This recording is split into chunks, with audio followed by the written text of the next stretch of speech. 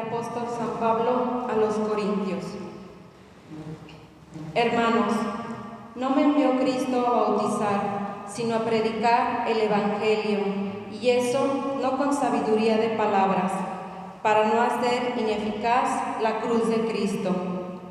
En efecto, la predicación de la cruz es una locura para los que van por el camino de la perdición. En cambio, para los que van por el camino de la salvación, para nosotros es fuerza de Dios. Por eso dice la Escritura: anularé la sabiduría de los sabios e inutilizaré la inteligencia de los inteligentes.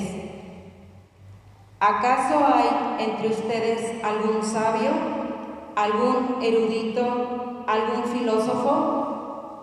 ¿Acaso no ha demostrado Dios que tiene por locura la sabiduría de este mundo? En efecto, puesto que mediante su propia sabiduría el mundo no reconoció a Dios en las obras de su vida, de su divina sabiduría. Quiso Dios salvar a los creyentes mediante la predicación de la locura del Evangelio. Por su parte, los judíos exigen señales milagrosas y los paganos piden sabiduría. Pero nosotros predicamos a Cristo crucificado, que es escándalo para los judíos y locura para los paganos. En cambio, para los llamados, sean judíos o paganos, Cristo es la fuerza y la sabiduría de Dios, porque la locura de Dios es más sabia que la sabiduría de los hombres, y la debilidad de Dios es más fuerte que la fuerza de los hombres. Palabra de Dios.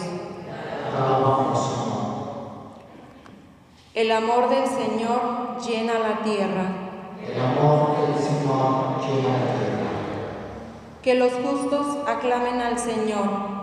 Es propio de los justos alabarlo. Demos gracias a Dios al son del arpa. Que la lira acompañe nuestros cantos. El amor del Señor llena la tierra. Sincera es la palabra del Señor, y todas sus acciones son leales. Él ama la justicia y el derecho. La tierra llena está de sus bondades. El amor del Señor llena la tierra. Frustra el Señor los planes de los pueblos y hace que se malogren sus designios. Los proyectos de Dios duran por siempre, los planes de su amor todos los siglos.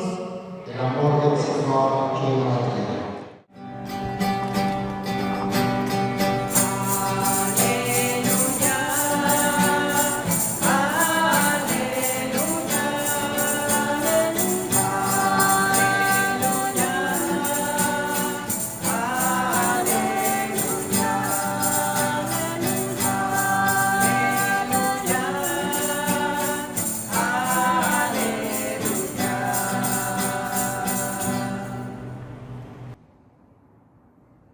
Velen y oren para que puedan presentarse sin temor ante el Hijo del Hombre.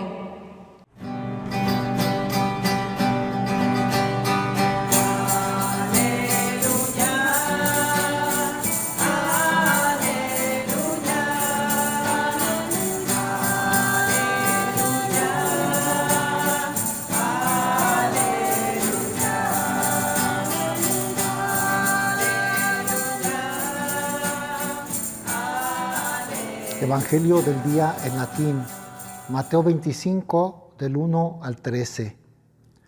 Iesus dixit: Tum simile erit regnum celorum decem virginibus, que accipientes lampades suas exierum obiam sponso et sponse, quinque autem exeis eran fatue, et quinque prudentes.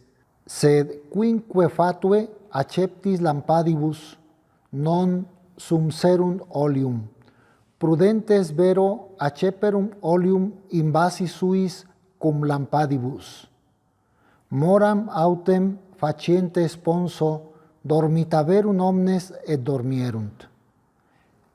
Media autem nocte clamor factus est, ecce sponsus venit, exite obvia mei. Tum surrexerunt omnes virgines ille, et ornaverum lampades suas. Fatue autem sapientibus dixerum, date nobis de oleo vestro, quia lampades nostre extinguntur. Respondetum prudentes dicentes, ne forte non sufficiat nobis et vobis, ite potius advendentes et emite vobis. Dum autem irent emere, venit sponsus, et quae parate erant, intraverum cum eo ad nuptias, et clausa est iannua. Novissime vero veniunt et relique virgines dicentes, Domine, Domine, aperi nobis, atile respondens ait. Amen dico vobis, nescio vos, vigilate itaque, quia nescitis diem neque oram. Verbum Domini. Deo gracias. San Agustín, obispo y doctor de la Iglesia.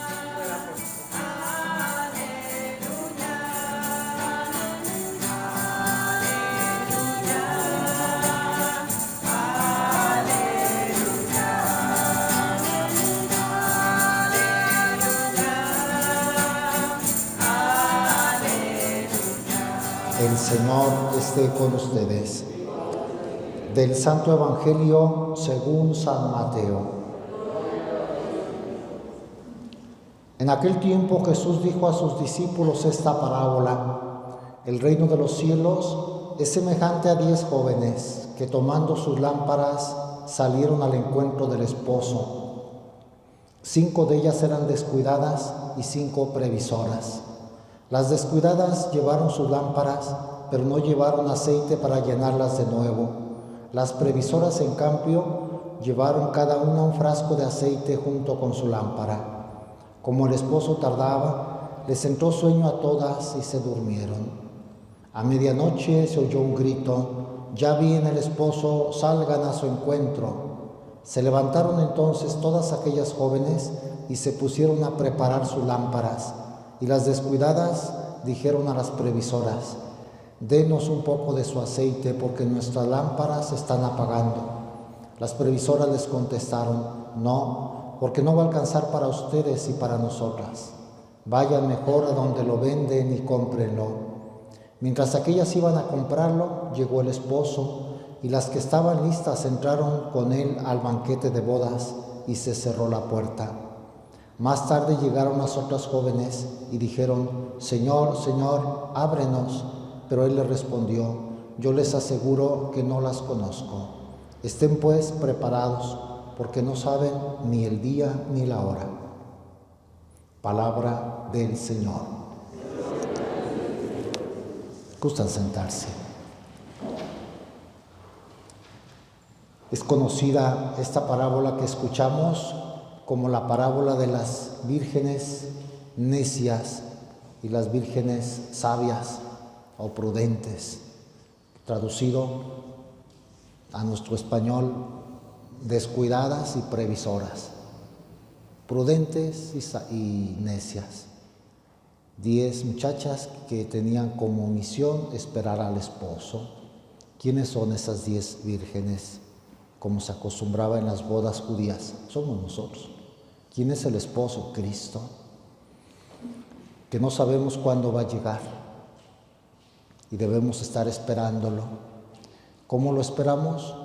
Con las lámparas y con aceite, es decir, con las buenas obras.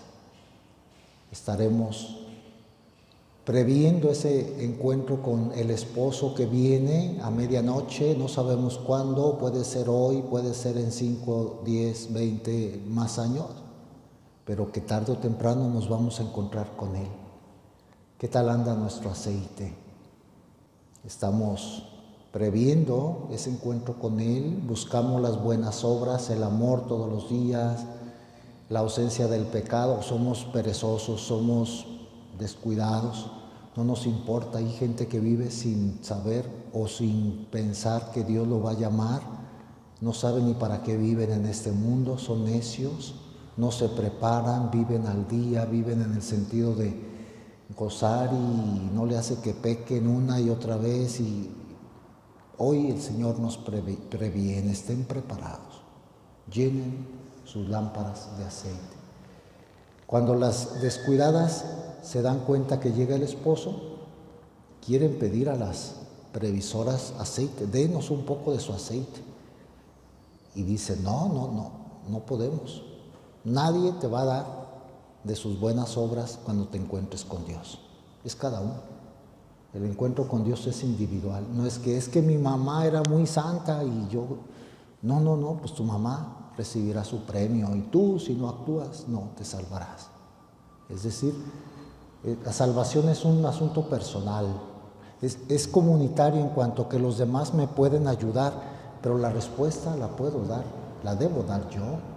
No es que yo amaba mucho a la Virgen y la Virgen me va a dar de su... No, ella vivió su vida, te ayudó, pero ahora en el encuentro con Él, eres tú el que te vas a presentar con tus obras. ¿Tienes o no aceite? ¿Te entregas o no a Dios? ¿Oras o no? ¿Haces buenas obras o no? Ese es el aceite que Dios espera de nuestra vida. Y bueno, ya me anda por hablar de San Agustín. Por eso brevemente el Evangelio y un recuerdo a este hombre extraordinario que Dios nos ha regalado a la humanidad, Agustín de Hipona. El santo más sabio de todos los santos y el sabio más santo de todos los sabios. Hombre santo y sabio. El más grande padre y doctor de la Iglesia, que ha influido en el pensamiento de todos los siglos. Grandes pensadores que tuvimos después, Santo Tomás de Aquino, desde los padres de la Iglesia, San Gregorio Magno, el cardenal Newman, de los grandes teólogos, Ratzinger, el Papa Benedicto, discípulo de San Agustín, estudioso de San Agustín. El Papa Benedicto hizo su tesis sobre San Agustín, su tesis doctoral. O sea, muchos se han inspirado en el pensamiento, en la doctrina y en el ejemplo de San Agustín. No podemos hacer a un lado a San Agustín con toda su sabiduría, todos los cristianos le debemos mucho. Un poquito de recuerdo porque, claro, se estudia mucho. Estaba leyendo que en los últimos 5 años se han escrito como 25,000 artículos sobre San Agustín. O sea, los grandes estudiosos están siempre estudiando a este genio. Entonces, en 5 minutos, pues vamos a decir algunas cosas nada más brevemente, pero es digno de estudio. Es un sabio muy grande, el doctor de la gracia, el título que se le ha dado, doctor de la gracia, es decir, maestro sobre la gracia de Dios. Es el que ha hecho entendible lo que es la gracia, esa ayuda divina que todos necesitamos en nuestra vida. Y él dice, entre otras cosas profundas, que la gracia es la que inicia en nosotros una obra buena, la que la sostiene y la que la culmina. O sea que sin la gracia de Dios no podemos hacer nada bueno. Aquello que dijo Cristo, sin mí nada pueden hacer. Él con polémica, con escritos, debates, mucho esfuerzo, logró desentrañar este misterio de la gracia. Por eso se le dio el título de doctor de la gracia, como hay el doctor de la Eucaristía, que es San Juan Crisóstomo, el doctor melifluo, San Bernardo, hace poquito celebramos a San Bernardo, el doctor angélico, Santo Tomás de Aquino, el doctor de la gracia es Agustín. Nació el año 354, lo que es actualmente Argelia, en África. Su padre pagano, al final de su vida se convierte. Su madre cristiana muy santa, ayer la celebrábamos, Santa Mónica. Lo educaron, lo criaron, le salió un genio y lo promovieron para que estudiara fuera de la primaria que hizo en su tierra. Se fue a Madaura a estudiar lo que sería la preparatoria y luego a Cartago, la gran ciudad que tenía una universidad famosa. No lo bautizaron porque así se usaba hasta que ellos estuvieran grandes. Los bautizaban antes. Aunque la mamá era cristiana, pues el papá pagano, no, ya que crezca que él decida. No lo bautizan, pero le enseñaron a Cristo, a amar a Cristo. Pero con la pasión de la juventud se olvidó de Cristo. Y allá en el ambiente universitario se alejó y se hizo maniqueo, hereje, negaba el valor de la Escritura, negaba la salvación venida por Cristo, la moral católica, se hizo maniqueo, hereje. Y luego moralmente empezó a vivir en unión libre con una muchacha, que no sabemos su nombre, pero que era una mujer de baja condición social, que la amó, hasta para eso, hasta para en el pecado, son grandes los santos, fue fiel a ella y la amó mucho, la amó mucho. Cuando tuvo que separarse de ella, 15 años después, dice San Agustín, sangraba mi corazón. Y la mujer también, por cierto, muy digna. La muchacha cuando se fue le dijo, ahí te dejo a nuestro hijo, a Deodato. Yo me voy y ya no voy a conocer otro hombre. Tu memoria estará conmigo eternamente hasta que yo viva. Solo voy a ser tuya. Y se fue. Una mujer digna. Entonces, eso de decir que era un gran pecador y que no, hasta para escoger a las personas con las que, cierto, no estaba, pero no era bautizado. O sea, ni siquiera podríamos decir que estaba en pecado porque no era bautizado, él no creía ya todavía en Cristo, no tenía la fe. Pero bueno, no quiero justificarlo, o sea, se fue pecador, vivió en unión libre. La mamá Mónica, ayer que la celebrábamos, pues oró mucho, lloró mucho por su hijo, lo siguió, porque él después hizo un viaje a Roma y luego a Milán para ser maestro en Italia, y la mamá lo siguió y hablaba con el obispo San Ambrosio y lo aconsejaba, y Agustín fue un proceso de conversión. El maniqueísmo lo dejó porque no encontró la verdad, se dio cuenta que había muchos errores, muchas trampas. Él era un sabio que buscaba la verdad. Después entró en el escepticismo, es decir, no creer en nada, nada es seguro de creer. Leyendo un libro, por cierto, el Hortensio, un libro que no se conserva, de Cicerón, de un pagano latinista Cicerón, se dio cuenta que se podría alcanzar la verdad. Y entonces entró en él un deseo de estudiar a los filósofos. Luego oyó hablar a Ambrosio en la Catedral de Milán, y eso fue para él toda una revelación, porque Ambrosio sabía explicar muy bien la palabra de Dios, mejor que los maniqueos. Eso le ayudó mucho. Todavía se conserva en Milán una puerta en la Catedral de Milán, la puerta de San Agustín. Iba Agustín, no era bautizado, no podía entrar a la basílica, pero le gustaba desde fuera oír a Ambrosio. Ahí se quedaba fuera y se dio cuenta, los católicos sí saben lo que es la verdad, y empezó a leer a San Pablo. Él se convirtió especialmente por la lectura de San Pablo.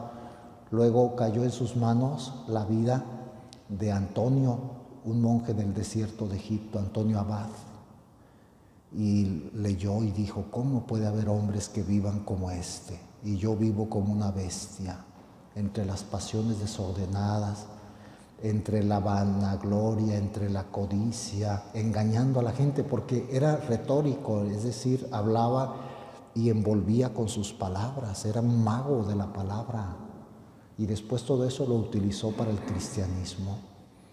Total que un buen día, 386, se convierte a Dios.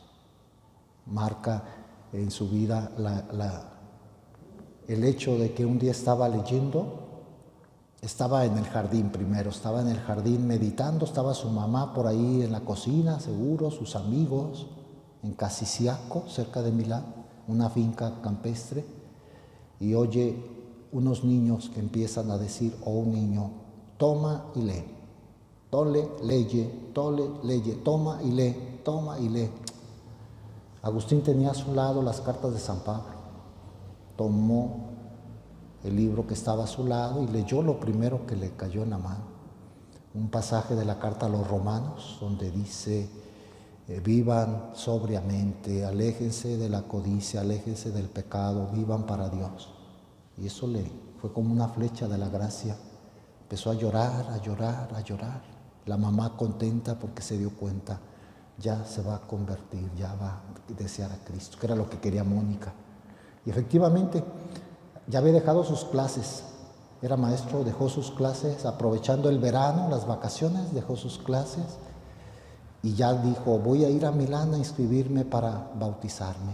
Y se fue a recibir las catequesis del obispo Ambrosio y lo bautizaron del 24 al 25 en la noche de abril del año 387. Lo bautizaron a él, a su hijo Adiodato y a su amigo Alipio. Ayer dudé cómo se llamaba su hermano. Tenía un hermano llamado Navigio y un amigo Alipio que fue bautizado con él. Cristiano, libre ya de todo, se pensó irse a África con su mamá y sus amigos a vivir la vida cristiana. Y estando en Ostia, murió la mamá. Ahí la sepultaron y él se fue en cuanto hubo oportunidad a África. Se fue a una finca a vivir con sus amigos, vendió los bienes que tenía de su padre, la herencia, lo dio a los pobres y se dedicó a orar y a estudiar con seguidores siempre. Agustín fue un líder siempre. Él no tenía en mente ser sacerdote y menos ser obispo, pero Dios lo quería sacerdote y obispo y lo ordenaron casi contra su voluntad. Un día que estaba el monje Agustín famoso ya en África, la gente así era antes, no había seminarios para estudiar para sacerdote, a los sacerdotes los escogía la gente y lo escogieron y lo cercaron, que no se nos vaya, hínquenlo y pónganle las manos. Y él lloraba, lloró, no quería, él quería ser monje toda su vida, lo hacen sacerdote. Y luego después se oía que lo querían hacer obispo y no iba a las ciudades donde les faltaba obispo, no vaya a ser que me ordenen. Y un día fue a Hipona, una ciudad importante de esa parte, lo que es ahora Argelia, y allá el obispo Valerio dijo, me hace falta un obispo auxiliar, yo ya estoy viejo y además no sé hablar bien latín, yo le sugiero que ordenemos a Agustín de obispo y otra vez que no se nos escape y lo ordenan obispo, 395. Y desde entonces fue primero auxiliar de Valerio y luego lo hicieron obispo titular y duró 34 años de obispo en Hipona, ejerciendo una labor extraordinaria. Dormía poco, comía frugalmente, un genio pues, escribió varias obras, predicó casi todos los días, predicaba, iba a los debates, a los concilios, le consultaban por carta, era el hombre más importante de la iglesia, estando en África, en una provincia pues del Imperio Romano, hasta que murió, el año 430, 28 de agosto, estaba en cama enfermo y mientras los bárbaros estaban sitiando la ciudad, murió pues el Papa Benedicto cuando habló de la muerte de San Agustín en sus catequesis, que le dedicó varias a hablar de él, dijo que murió como nuestro Señor, en el dolor, al ver que su ciudad era arrasada, sus libros quemados, la gente como sufriendo el terrorismo, y así muere. Por cierto, cuando murió en cama, quiso que le escribieran en la pared los salmos para pedir a Dios perdón. Murió orando con los salmos. Amaba mucho la oración de los salmos.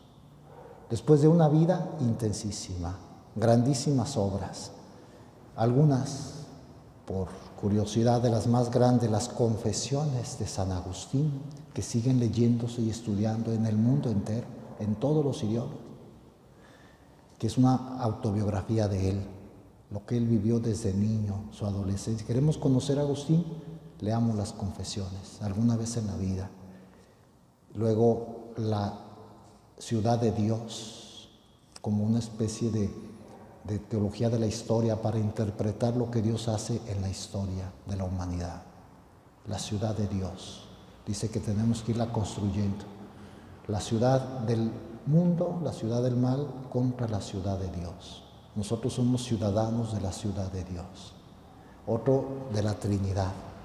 Es el que mejor ha profundizado, bueno, no sé si el mejor, pero uno de los más grandes pensadores sobre el misterio de la Trinidad. Y luego comentarios a las Escrituras, comentario a los Salmos, una obra inmensa, el comentario al Evangelio de San Juan, su evangelio preferido era el de San Juan, y luego pues las cartas de San Pablo, es decir, conoció toda la Biblia. Por cierto, como un dato de este gran biblista, teólogo, filósofo, poeta, historiador, polemista, él dijo que el versículo más importante de toda la Biblia, y la conocía bien, era este: lo que hicieron con uno de estos hermanos míos más pequeños, conmigo lo hicieron. Dice que eso es para ponerlo en letras de oro, porque revela que Cristo está en los demás. Si eso lo entendiéramos, ¿cómo seríamos unos con otros, no?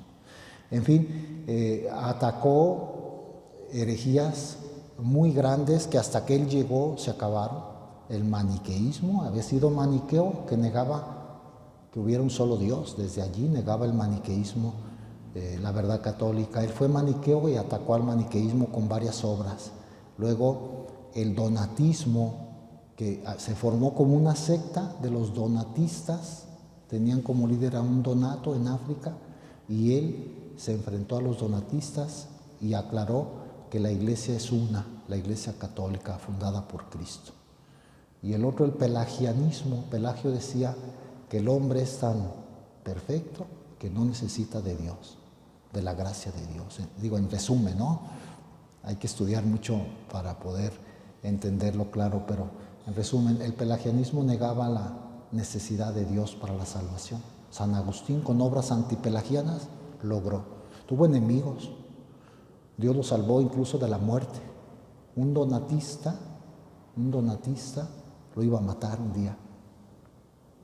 Y ya lo había visto por dónde se iba el obispo Agustín en su carro, en ese tiempo carro de caballos. Lo estaban acechando, emboscando para matar.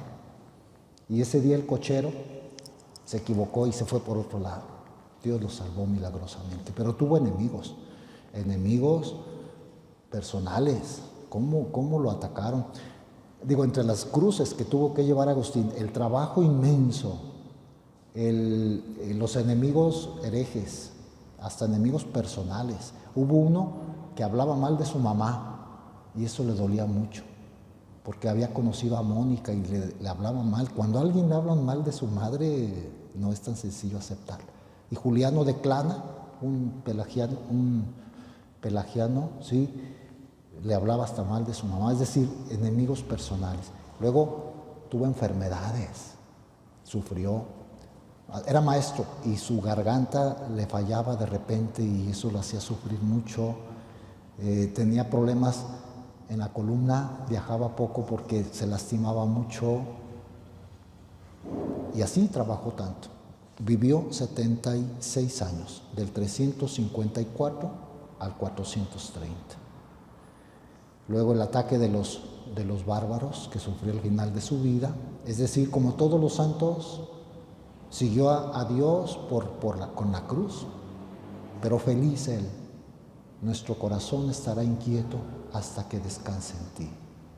Y descansó, lo sepultaron allá y después lo trajeron sus restos a Europa. Total que ha sido, en Sicilia estuvieron primero sus restos, luego un conde muy famoso, muy rico, se los trajo de Sicilia y los llevó a Pavía, una ciudad cercana a Milán, y allí están los restos ahora. Yo ya tuve la fortuna de ir con trabajos porque Pavía era desconocida totalmente, pero ahí voy un día y vamos en grupo a buscar los restos de San Agustín. Por eso sé dar razón, porque yo estuve en Pavía.